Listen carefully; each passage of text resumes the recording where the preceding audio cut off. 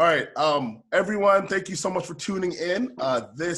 We are actually a bunch of pastors across North America, and I'm just blessed. And we're doing this because we want everyone to know. We think it's important that just because there's crisis and just because we can't meet physically doesn't mean we stop doing ministry.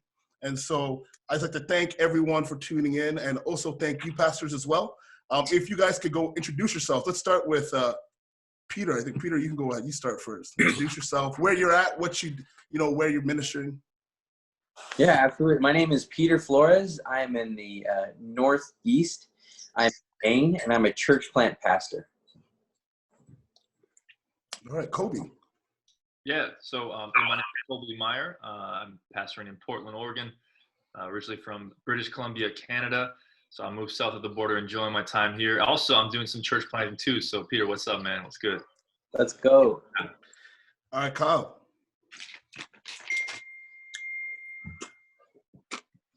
Yeah, so my name is Kyle, and I am currently at seminary at Andrews University. Just got here in January, and before this, I was pastoring in Kansas City for the last 4 years. So now I'm here just getting educated.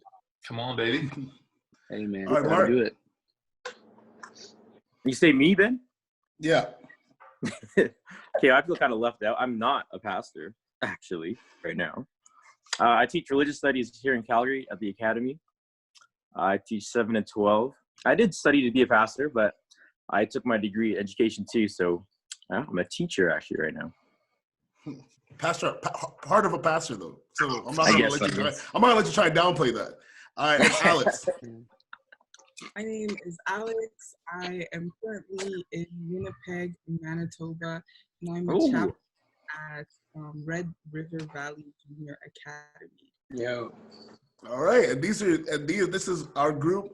I'm Ben, and I'm a pastor in British Columbia, Canada, at Fraser Valley Adventist Academy. That's where I chaplain, and I also teach Bible. So yeah, we're your pastors for today. We're just going to bring you through a Bible study, and we just like to call, like, whenever we do this, I like to call it Atoma, and Atoma is actually Greek for indivisible or unbreakable, because again, despite what happens, nothing should separate us coming together to do God's word. So I'm just going to pray, and then we're just going to get into the text that we chose.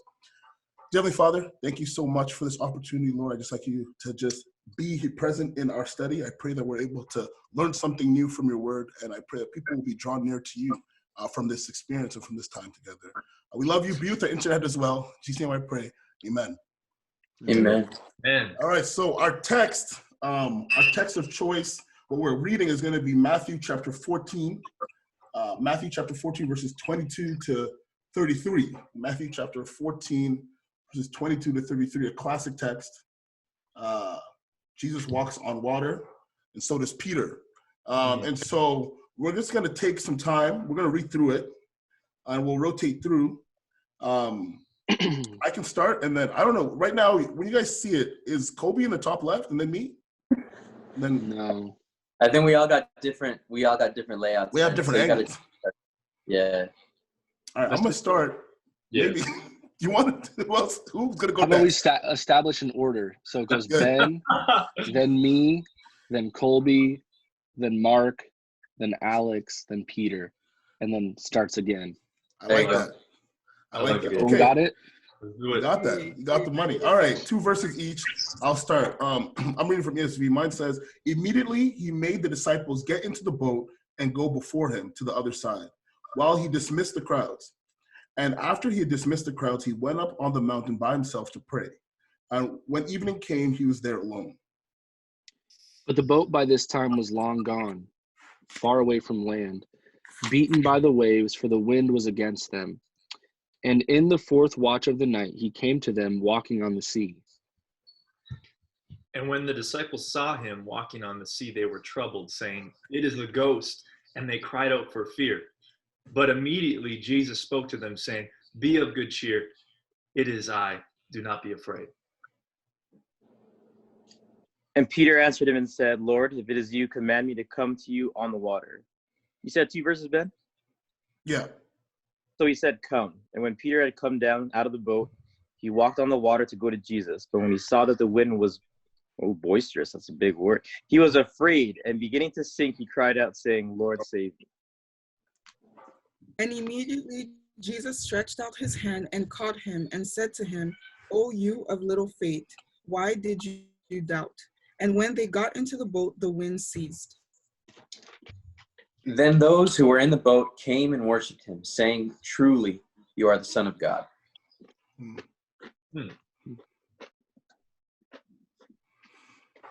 Any observations, anything that stood out off the bat for anybody here when you read this? The story that we've read before, for sure, but what jumps out? You know, I never really noticed in the beginning of this that, because Jesus is recovering from a miracle he just finished, right? He's feeding the 5,000. So now he's making his disciples get into the boat, and he dismisses the multitudes himself, and then he goes by himself to a mountain. I thought it was pretty cool. I never really thought about that as being a big part of the story, but Jesus needed some me time. Yeah. And now he's going back to work, to the boat to be with his guys, you know? And I was reading that earlier, and that kind of jumped out to me that he did that. Peter, jumping off of you with those first two verses, there's two things that I really noticed that stand out. And the first thing to me is that he made the disciples get into the boat. Yeah. And I don't think we really think about that too much, but there's a lot of implications there because Jesus knew this storm was going to come. Yet he made them hop into the boat. And that's kind of crazy to me because if he knew the storm was coming, wouldn't we assume that he wouldn't want them to have to be in the storm's way? But there was something that was going to happen there that they needed to see and experience. And so that's the first thing that stands out. He made them get into the boat. And then the second thing is, you kind of mentioned how Jesus had just been ministering. He had just fed 5,000 people. And then it says he dismissed the crowds. He didn't have ushers or disciples or deacons. He actually took the time to personally dismiss people. I just think that's crazy. I was trying to visualize that. Like, what would that look like? Was he just walking amongst the crowds? Was he on the mountain like, all right, we're done. Bye. You know, he wouldn't have done that. But, you know, like he was there walking amongst everybody. Mm-hmm. I think one thing that stands out to me is in the third verse 24, the use of the word contrary. Like the wind was contrary to how they were traveling. And, you know, oftentimes when like you're walking or something like that and the wind is blowing, you try to turn your face to go like away from the direction that the wind is blowing from. And I never noticed the idea that the wind is blowing against the way that they are traveling, which means it's hitting them that much harder. I think like what's standing out to me in this text right now, I'm trying to make sense of it. And it's like he tells them, he made the disciples get into the boat and go before him to the other side, and they did it.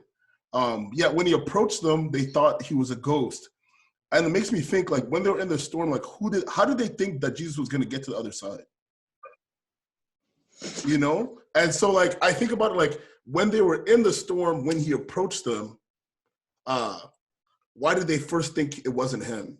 Yeah. Because like, I don't know, thinking of Jesus, like, oh man, I guess like how else would he have gotten across? Not saying that was his plan always to run, but like I want to think like, it just makes me think about like, man, like when I'm going through a storm, do I always notice when it's Jesus? Like, am I able to identify him? Yeah. When he first comes. I have a question for you guys, and maybe I was going to study this, but I didn't get to it. Is it common to believe in ghosts in Jewish tradition? Dude, I was gonna.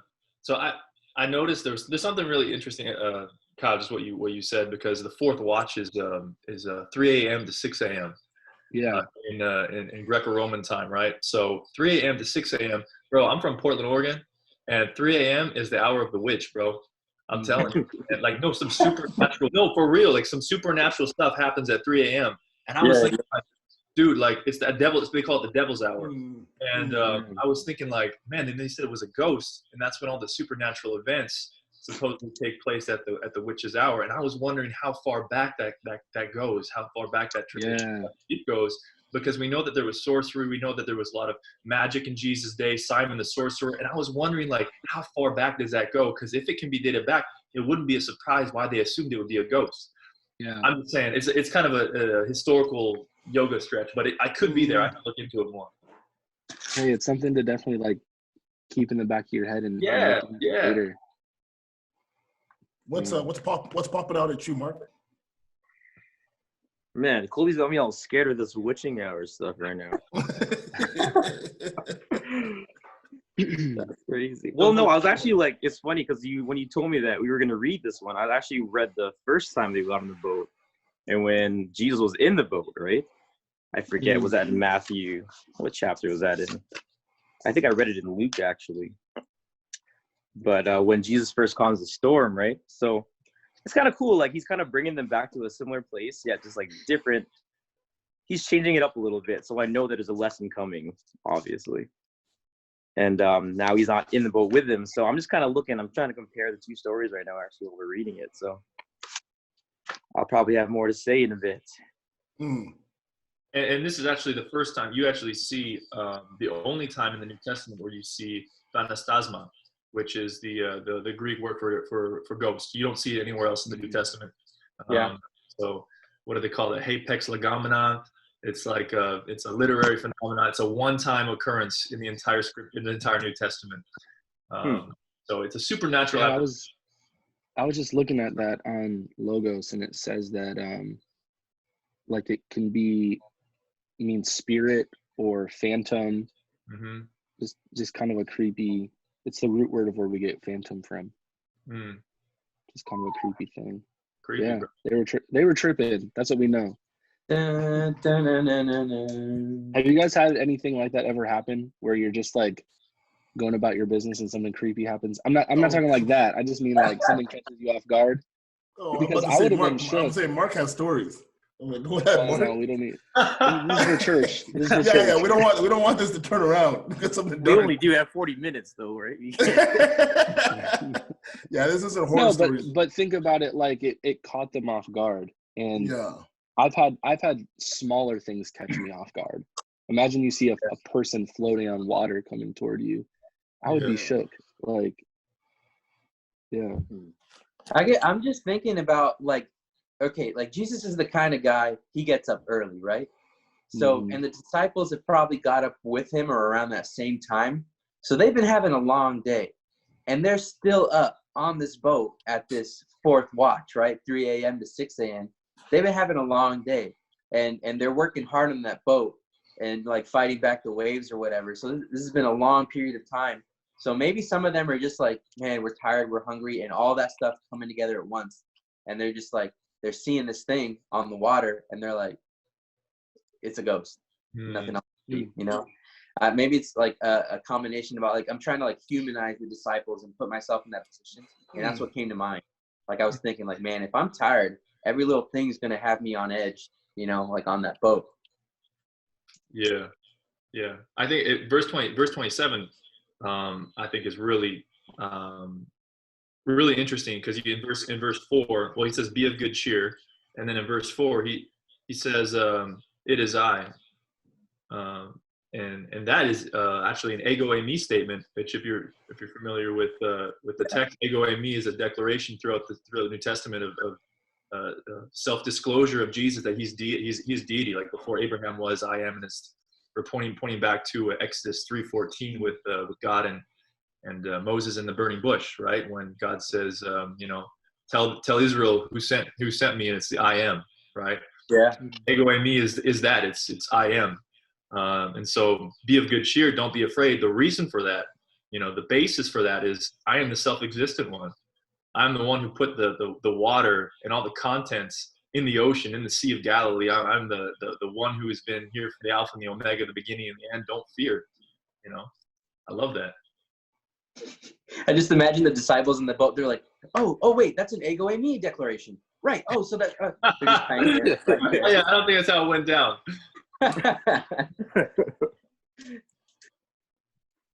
I was reading some commentary on this, and Warren Wiersbe, he makes a statement.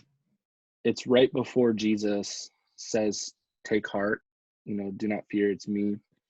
he says, why did they not recognize Jesus? And that's kind of a question that I've never really asked about the text. Like, you know, I mean, I wouldn't have assumed it's Jesus. But he says, why did they not recognize Jesus? And he says, because they were not looking for him. Had they been waiting by faith, they would have known him immediately. Instead, they jumped to the false conclusion that the appearance was that of a ghost. Fear and faith cannot live in the same heart, for fear always blinds the eyes to the presence of the Lord. And that, to me, I really think is telling for right now.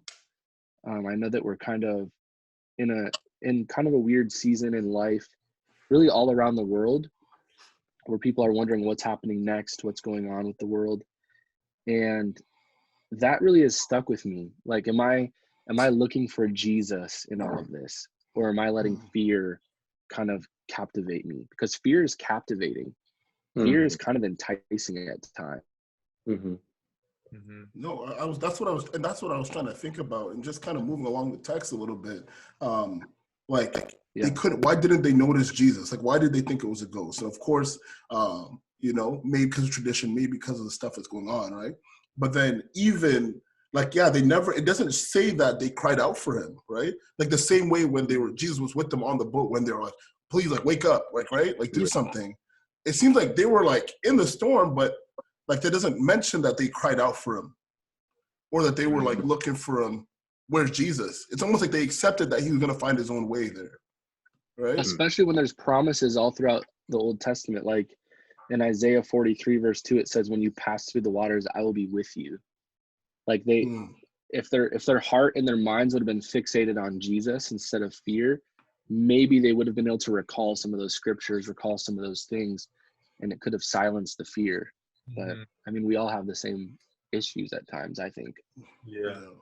And I think like, as we, you know, when Peter steps out of the boat, he wants a command from Jesus. He says, "If it is you," right? If it is you, he says, "I'm not going to step out without knowing, you know, that the power is on my side, so I can walk on the water. But if it is you, let me step out and walk on water with you." And then when he says, I mean, look at verse 30. He says, "When he saw," that for me, that was huge, because he stepped out in the boat in faith. And I think that sometimes at the start of our journey, it's easier to muster up the faith. But check this out. It says, when he saw that the wind was boisterous, he was afraid. And beginning to sink, he cried out, saying, "Lord, save me." It's funny that when we take our eyes off of the one who holds the power to save us from sin and death, and who has the power to keep us walking on water over the storm, when we take our eyes off of that one, and when we start to focus and our attention shifts to the news, or to the pandemic, or to the bad report, all the things that are going on in our world, how that we can actually begin to shift our attention, our focus, and ultimately begin to lose our faith in light of the fear that's instilled within us. And I think true faith is just having a single-mindedness on the Savior, not on the storm. Do we know it? Go ahead. Sorry, go ahead. I was going to ask, I didn't know Alex was going to say something. It looked like you were going to say something at one point. I was going to mention earlier when Cal had said that fear can be blinding. The idea that, like, in verse 27, or 28, when Peter says, "Lord, if it is you," it's like at this point Jesus has spoken, so they can hear that it's Jesus, and they see Jesus, so they can like physically see him. Their senses are telling them that it's Jesus, but still, because he's so afraid, he still says the word "if," as in it's almost like he's so afraid that spiritually he can't believe that it would be Jesus, and he needs that command, like Colby said, in order to step out into the water. Why do you think that Jesus? Oh, sorry. Go for it, Alex. I just thought that was interesting, because even like for myself, sometimes I feel like I know that Jesus is there with me. I know that he's mine and my Savior, and that he'll never leave me. And like we mentioned, like the Bible is full of promises that he's there, but sometimes we feel like, but Jesus, I need you to do this so that I can come to you. Your observation is kind of making me think of the question, like, why did Jesus choose to walk on water to them. Right. Because the water was the thing that was turbulent, and the water was the thing that was causing the fear. Why didn't he just show up in a boat, or why didn't he just like poof show up? Why did he choose to walk on the water? And as I was kind of grappling with that in my study time, the thing that kept kind of coming to my mind was that when I look at my life, Jesus always uses the things that cause pain and hurt to grow me.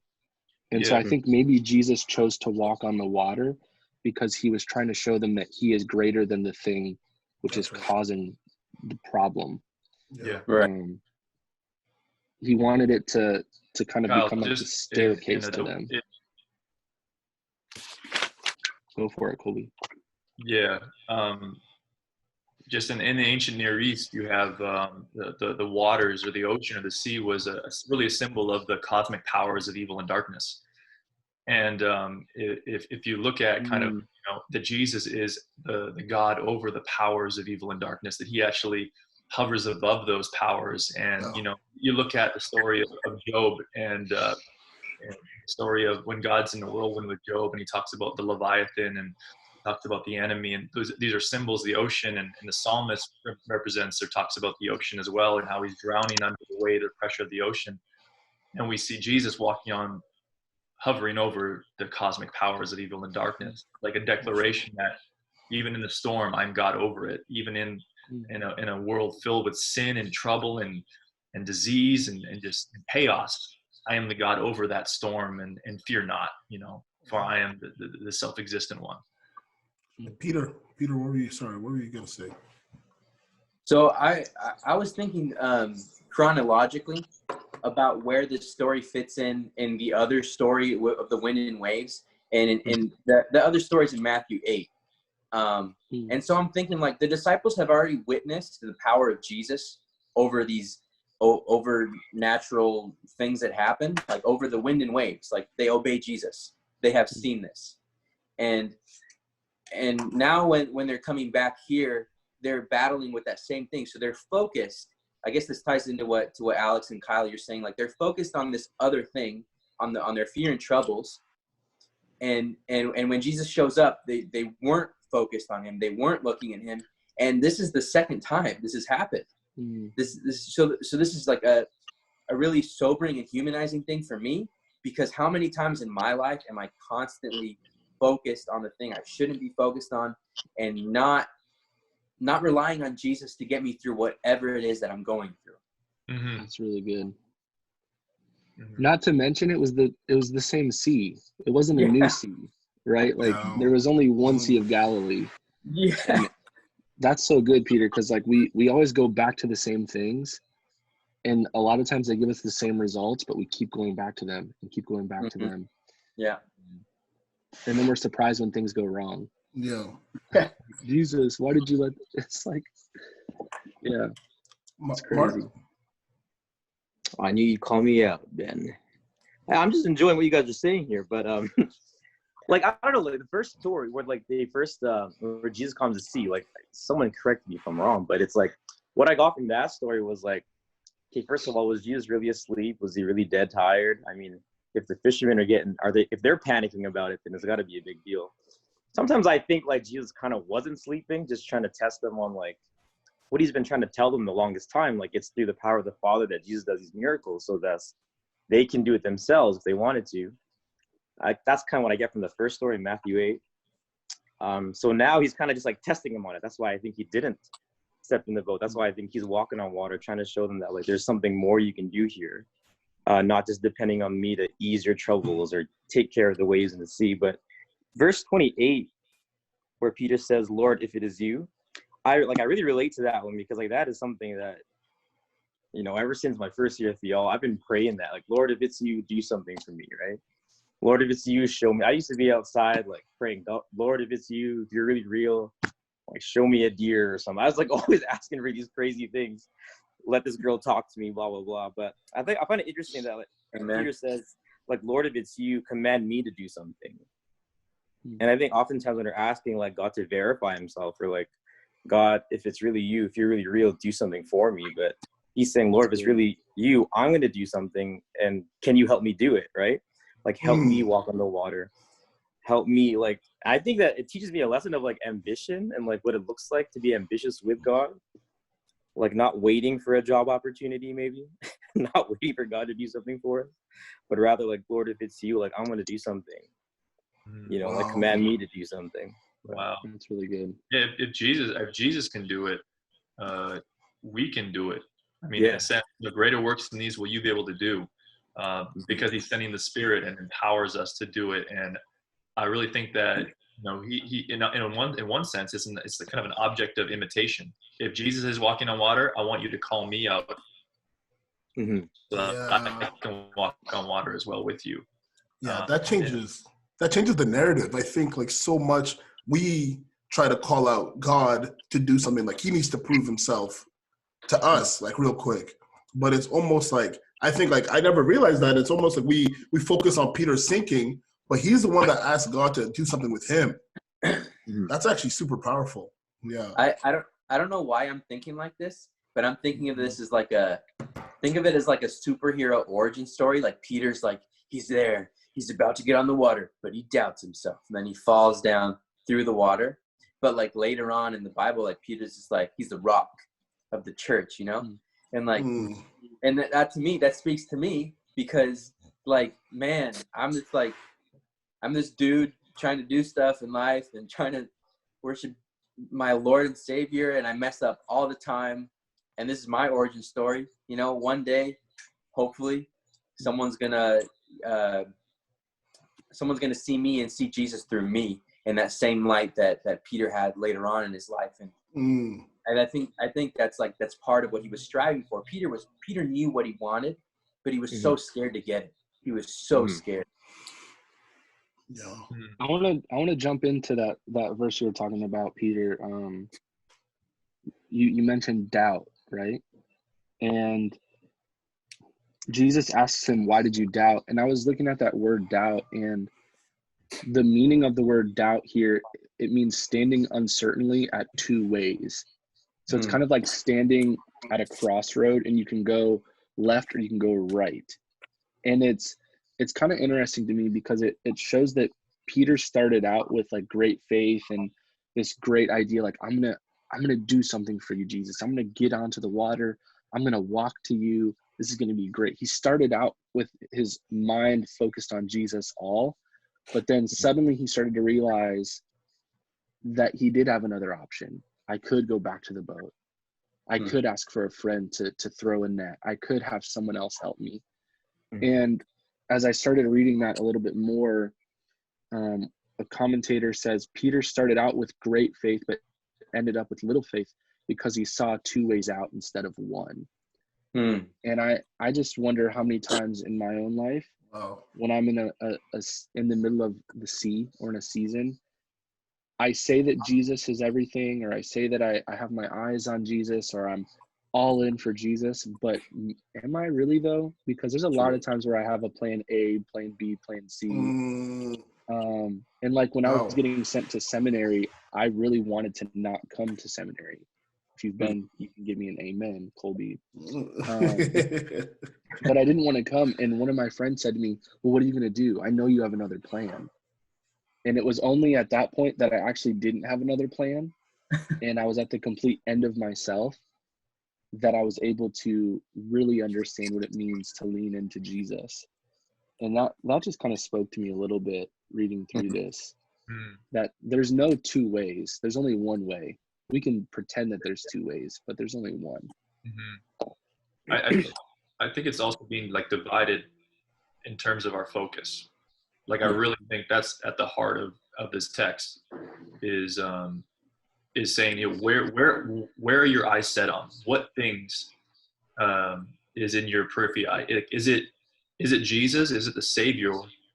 Or is it the winds, the waves, the strife of life, the external circumstances, or the elements of the storm that detract you from a saving relationship with Jesus? And I just find it, I mean, in my own experience, how easy it is just to get distracted, right? And I just get consumed, like my attention is constantly on digital distraction or the digital age. I mean, especially, media is a huge distraction. And sometimes I'll wake up in the morning and I'll find myself cruising through my news feed or whatever before I'm even in prayer. And, so I've had to set up, certain boundaries, digital rules for my life so that I could be more intentional, but keep my eyes fixed on Jesus, the first and foremost, as I get up in the morning, because whatever ultimately has our attention has our focus. And I think if it's not on Jesus, I think we'll see our faith waver. Yeah, I have a question now. Just kind of, we just have a little bit more time left, about 6 minutes. But I want to ask, just in a little bit of application to what's going on right now. We've mentioned it a little bit, but right now we're on the water and there's a storm of this COVID-19, right? And it's hard because I think God wants us to walk on water right now, walk with him, meet him there, focus on him. But this is a pretty big storm, right? What are practical ways for people to not focus on the storm and get distracted? Because it's hard, right? Like, we know how hard it is just without a pandemic. But when there's something like this that's happening, affecting people, people are scared, right? How do you have faith and focus on Jesus when there's a storm like this that's happening globally? Mm-hmm. That's a good question. I think for me, it's doing this. Turn that joint off, man. Like for real. No, for real. Just like some of us don't know how to do this. You know what I mean? Don't power that thing off at all, and we just keep checking in. I think checking in is some of the worst things we can do because it just builds that anxiety and fear. We're not ignorant about what's going on, but stop checking in all time on what's going on. I think it was a few days ago, and I don't go on it very much anymore. I think it's just like something that people my age just don't do anymore. Like Facebook, it's not as big as it used to be. But when I do go back on it, it's to talk to relatives or to like, just communicate with them. And I was seeing some posts on there that were so negative and they were so focused on complaining. And like, I was just like, wow, like, like, that was the whole feed. That was everything. It was either, man, I don't have this thing, or man, people should stop complaining about complaining, or like just all these useless posts. And then I saw one from this dude, and it inspired me to do something.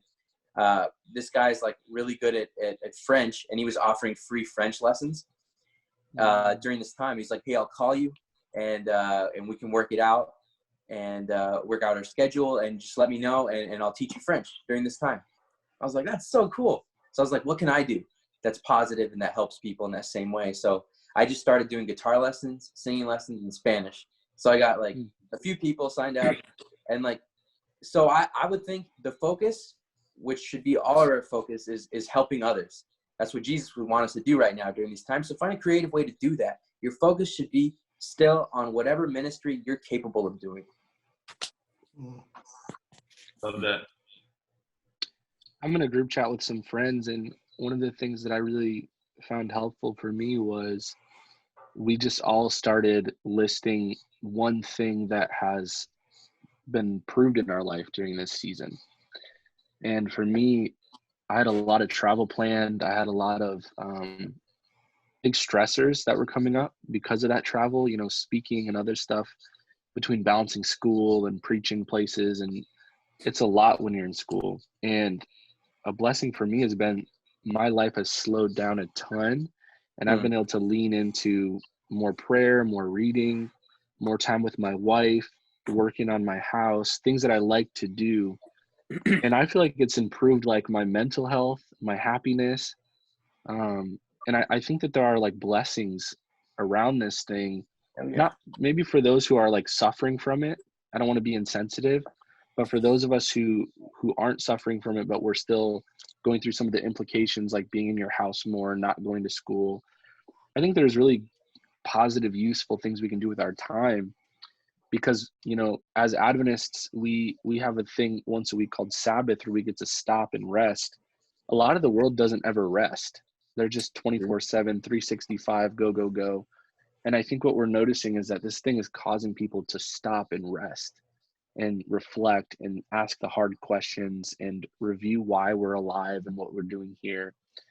And I think that this can be used as some really good reflective time, Mm-hmm. but also time with family and friends, in small groups, not in big groups, but time just to recoup. Yeah. Alex, Marc, as we close up, what do you guys think? Alex, you go ahead.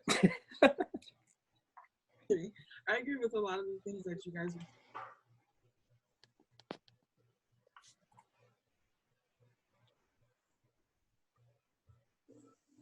What are some things that you used to like to do, hobbies that you like to do, or ways that you connected with God that you probably set aside or pushed to the side because you were so busy, right? So I think this is a great opportunity for people to just pick things back up, like, and evaluate the things in your life that stress you out versus the things that bring you peace or that bring you closer to God. And especially, I feel like with a lot of people that I've spoken to, it's like, oh, church is canceled, these activities are canceled, this is canceled. But it's like, okay, well, now you have to find a new way of doing ministry. And that's one of the reasons why I thought this was so cool, is because usually Bible studies are done like face-to-face in a small group, but now we have to find a new way to do it. And I think this is a great opportunity for people to rest and to be innovative. And to meet new people. Like I haven't met like a couple of you. Yeah. Marc, you want to give us a closing statement for me, bro? I did try. Sure. It's interesting that like with my students, like we were reading The Desire of Ages, that chapter, Jesus as a Child. We read through the Messiah. And like one of the things there, and like as a teacher, I have to look at this. It's like the one thing lacking in Jesus' education at the time was the experience of like God speaking to the heart. So Jesus, in the sense, he was homeschooled, and it said like he went straight to the source. Like God was his number one teacher. And I just try to emphasize this a lot to my students. And now that this is happening, the students are stuck at home. Like I'm just getting a lot of emails from people saying like, you know, Mr. Andrade, is this it? Is it like, how do I hear God speaking to me? How do I have this individual relationship with God? So I think this is like the opportunity. As with this story in Matthew, it was Peter's opportunity, one of his steps to become the Peter that we know of growth and getting close and testing faith. Jesus said, you have little faith, but I mean, he has a little, that's something. And I think this is like a great opportunity, especially for my students, I'm thinking about, to have like God speak to their heart, have that quiet isolation time. I like to call it ISO, you know, rip Colby, but it's just that opportunity for them to actually have that one-on-one with God. And I'm actually like really happy, and I'm praying for them a lot right now. Wow. Well, I'd like to thank all you guys. Thank you, everyone who's tuning in. And I think a major thing, like big takeaway, and like what we've all touched on is right now we're at this time of the world, we're going through shaky waters. But at the same time, and like even Rob Bell actually commented, because the way this has been happening, this is actually refers to it as the moment before the moment, because we don't know the outcome. We don't know what's happening next. There's a lot of confusion, but the same God that was with us on land is the same God that's with us walking on the water. And we have to focus on him.